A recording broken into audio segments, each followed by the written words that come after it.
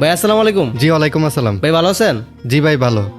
শুনলাম আপনার দোকানটা নাকি ছেড়ে দিবেন। হ্যাঁ ভাই ঠিকই শুনেছেন, আসলে বাইরে চলে যাব তো এই জন্য দোকানটা ছেড়ে দিব আর কি।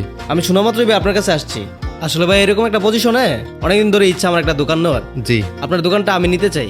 আপনি আর কারোর সাথে কথা বললেন না। আচ্ছা দোকানটা আপনি কত হলে ছাড়বেন? 2 লাখ টাকা হচ্ছে অ্যাডভান্স, আর হচ্ছে 3 লাখ টাকার মাল আছে, 5 লাখ টাকা হলে ছেড়ে দিব আর কি।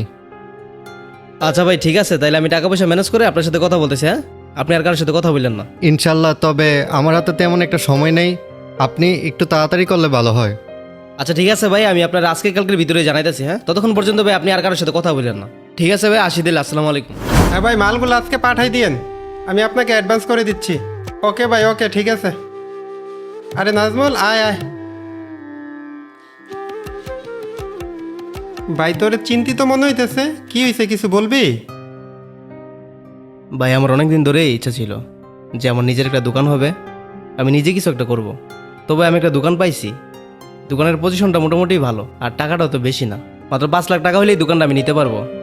আমার কাছে ভাই 2 লাখ টাকা আছে, এটা আমি অনেক কষ্টে জমাইছিলাম কিছু একটা করার জন্য। তো ভাই আর বাকি 3 লাখ টাকার জন্য দোকানটা আমি হাতছাড়া করতে চাই না, দোকানটা আমি নিতে চাই। ভাই বলতেছিলাম কি, আর বাকি 3 লাখ টাকা তোমার থেকে দিয়ে তুমি আমাকে কোনো রকমভাবে দোকানটা নেওয়ার ব্যবস্থা করে দাও। আমি আবার তোমার সব টাকা দিয়ে দেবো ভাই, তুমি শুধু আমাকে দোকানটা কোনোভাবে ম্যানেজ করে দাও। ঠিক আছে ভাই, তুই চিন্তা করিস না, আমি তোকে দোকানটা নিয়ে দিব। কালকে 2 ভাই গিয়ে মালিকের সাথে কথা বলে দোকানটা ফাইনাল করে ফেলবো। ধন্যবাদ ভাই। আরে তুই আমার ছোট ভাই, এখানে ধন্যবাদ দেওয়ার কিছু নাই। তুই চিন্তা করিস না, মনে কর তোর দোকানটা হয়ে গেছে। আচ্ছা ঠিক আছে ভাই, তাহলে আমি যাই। তুমি বাসায় যাবো না? আমি আসতেছি, তুই যা। ঠিক আছে।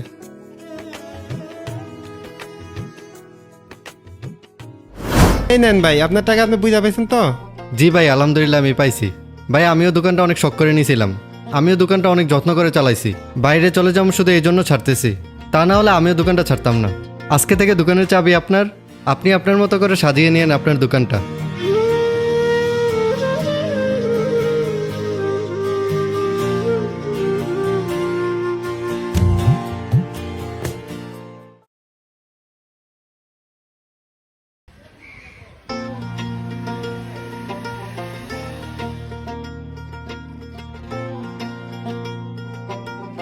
আরে নাজমল, কি অবস্থা তোমার? আরে সিজান ভাই কেমন আছেন? এই তো আলহামদুলিল্লাহ ভালো। তো তুমি এখানে কি কাজে আসছিলা? ভাই আমি এই মার্কেটে আরেকটা দোকান নিতেছি, তো এই জন্য কথা বলতে আসছিলাম। ও আচ্ছা, আরেকটা দোকান নিবা? হ্যাঁ ভাই, ভাবতেছি এখানে একটা কাপড়ের শোরুম দিব। যাক আলহামদুলিল্লাহ। ভাই তোমাকে আমি যত দেখি ততই অবাক হই। তুমি এই 2 বছরে নিজের পরিশ্রমে অনেক দূরে গিয়ে আসছো। হ্যাঁ ভাই, সবই আপনাদের দোয়াই ভাই, দোয়া করবেন ভাই আমার জন্য। হ্যাঁ ভাই অবশ্যই দোয়া করি, তুমি আরো অনেক দূরে গিয়ে যাও। তো চা খাও। না ভাই আজকে না, আমার একটু কাজ আছে, আমার একটু যাইতে হবে, আরেকদিন খাবো। আপনি আইসেন ভাই আমার দোকানে। ঠিক আছে ভাই, আসি তাইলে। আচ্ছা ঠিক আছে, তো যাও। ভাই সমস্যা কি? আজকে 13 তারিখ, আপনি এই মাসে কি আমাকে টাকা বুঝিয়ে দিবেন না, নাকি সবসময়ের মতো এই মাসেও ঘুরাইবেন? দেখেন ভাই, আমি একটু সমস্যায় আছি, ব্যবসা বাণিজ্য তেমন একটা ভালো যাচ্ছে না। আমাকে ভাই আর কয়েকটা মাস সময় দেন। ব্যবসা বাণিজ্য আপনার খারাপ যাইতেছে, 2 বছর ধরে তো এটাই শুনতেছি, ব্যবসা বাণিজ্য খারাপ যাইতেছে। এখনকার যুগে 10 লাখ টাকা কে কাকে দেয় আপনি আমাকে বলেন। আপনার সাথে আমার একটা ভালো সম্পর্ক ছিল, ভাবছি আপনাকে আমি টাকাটা দিলে আপনি আপনার কথা মতো আমাকে আবার টাকাটা দিয়ে দিবেন, কিন্তু আপনি তুমি আমার সাথে বাটপারি শুরু করে দিয়েছেন। দেখেন ভাই, আপনাকে আমি 10 দিনের সময় দিলাম, এই 10 দিনের ভিতরে আপনি আমাকে যেভাবে হোক টাকাটা বুঝিয়ে দিবেন, না হলে কিন্তু সম্মানহানি হয়ে টাকাটা দিতে বাধ্য হবেন। আসি।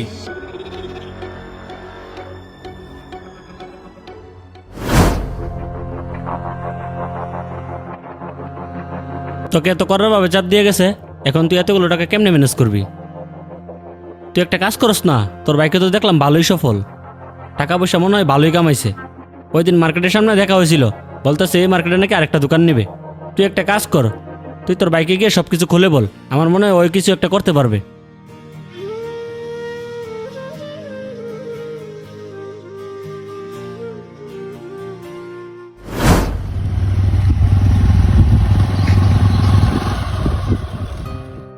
ভাই তুমি দোকানে যাও না আজকে? হ্যাঁ ভাই গেছিলাম, তো ভাল লাগতেছে না, তো এর জন্য একটু হাঁটতে বেরোইছি।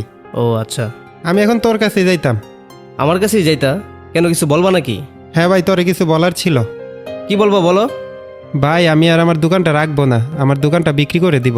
ও আচ্ছা, দোকান বিক্রি করে ফেলবা? তো দোকান বিক্রি করলে বিক্রি করবা, সমস্যা কি? আচ্ছা যেহেতু তুমি দোকানটা বিক্রি করবা, তাহলে অন্য কারো কাছে আর বিক্রি করার দরকার নাই, তোমার দোকানটা আমিই কিনবো। তোমার দোকানটা তুমি কত টাকায় বিক্রি করবা সব হিসাব নিকাশ করবো না আজকে সন্ধ্যায় এসে। ঠিক আছে ভাই, আমার একটু যাইতে হবে, আমার একটু কাজ আছে বুঝছো। তো আমি যাই, হ্যাঁ।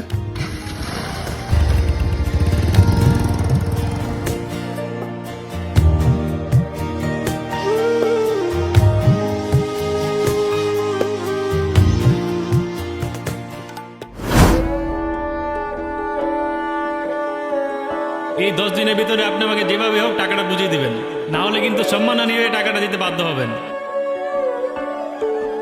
আচ্ছা, যেহেতু তুমি দোকানটা বিক্রি করবা, তাহলে অন্য কারো কাছে আর বিক্রি করার দরকার নেই, তোমার দোকানটা আমিই কিনবো।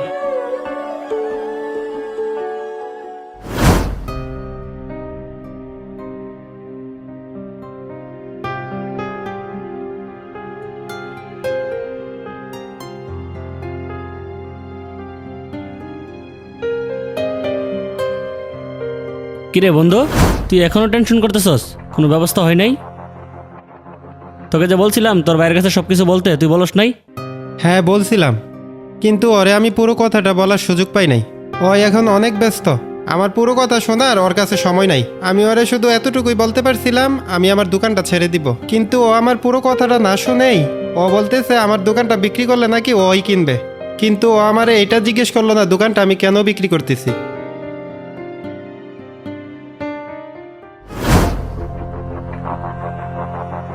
আরে ভাই, ভাই আসেন আসেন, বসেন। ভালো আছেন ভাই? জি আছি ভালো। কি খাবেন ভাই বলেন, চা কফি কিছু? না নাজমুল, আমি কিছু খাবো না, আমি তোমার কিছু কথা বলতে আসছিলাম। জি ভাই বলেন, কি কথা? তোমার কি তোমার ভাইয়ের সাথে কথা হয়েছিল? হ্যাঁ ভাই, কথা হয়েছিল তো। উনি নাকি ওনার দোকানটা বিক্রি করতে যাচ্ছে, তো পরে বললাম যে অন্য কারো কাছে বিক্রি করার দোকান নাই, আপনার দোকানটা আমিই কিনবো। তোমার ভাইয়ের দোকানটা বিক্রি করার কথা শুনে তুমি নিজেই দোকানটা কিনতে চাইতেছো। তুমি কি একবারও জিজ্ঞাসা করছো যে কি কারণে উনি দোকানটা বিক্রি করতে চাচ্ছে? একবারও কি ভাবছিলা এত কষ্ট করে গড়ে তোলা দোকানটা কেন হঠাৎ বিক্রি করতে যাচ্ছে? ভাবো নাই? তুমি শুধু নিজে কিভাবে উপরে উঠবা সেটাই ভাবছো। কেন ভাই, ভাইয়ের কি হয়েছে? তোমার ভাই এক লোকের থেকে 1 বছরের কথা বলে 10 লাখ টাকা আনছিল, এখন 2 বছর হয়ে গেছে টাকাটা দিতে পারে নাই। এখন ওই লোক তোমার ভাইকে হুমকি দিয়ে গেছে আর বলে গেছে 10 দিনের ভিতর টাকাটা না দিতে পারলে সম্মানহানি করে টাকাটা আদায় করবে। এই পুরো ঘটনাটা তোমার ভাই তোমাকে বলতে গেছিল, কিন্তু তুমি তোমার ভাইয়ের পুরো কথাটাই শুনো নাই। তোমার ভাই অনেক কষ্ট পেয়েছে নাজমুল। ভাই এখন কোথায়? আমি আসার সময় দেখে আসছিলাম, মন খারাপ করে দোকানে বসে আছে।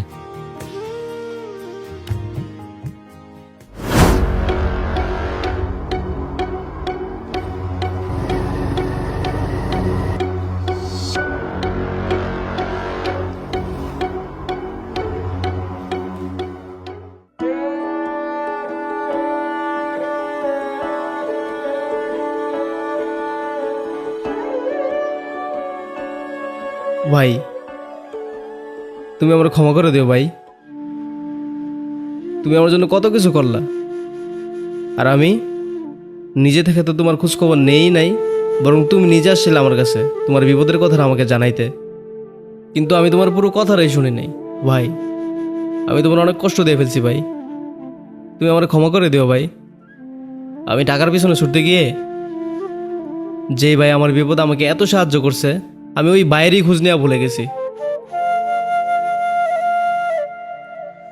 না ভাই, তুই এইভাবে বলিস না, আমার একটু খারাপ লাগছে ঠিকই, কিন্তু আমি তোর উপরে রাগ না। ভাই আমি জানি তুমি আমার উপর রাগ করে থাকতে পারবা না, তুমি আমাকে ক্ষমা করে দিবা, কিন্তু আমি তোমার যেই কষ্টটা দিছি ওইটার জন্য আমি নিজেকে জীবনও ক্ষমা করতে পারবো না। ভাই তুমি আমাকে ক্ষমা করে দিও ভাই। ভাই আজকে আমার নিজের উপর আমার অনেক ঘৃণা আসতেছে ভাই।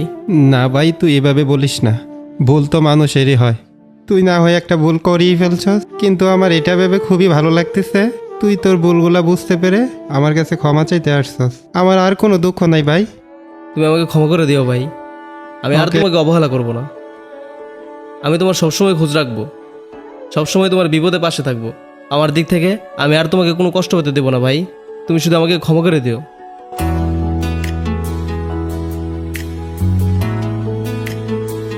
ভাইয়ের সাথে অভিমান হয়, কষ্টও হয়, কিন্তু দিন শেষে ভাই তো ভাইই হয়। ভুল বুঝে ছোট ভাই ক্ষমা চাইলে বড় ভাইয়ের ভালোবাসায় জড়িয়ে নেয়, কারণ রাগ মুছে যায় কিন্তু ভালোবাসা থাকে চিরদিন চিরকাল।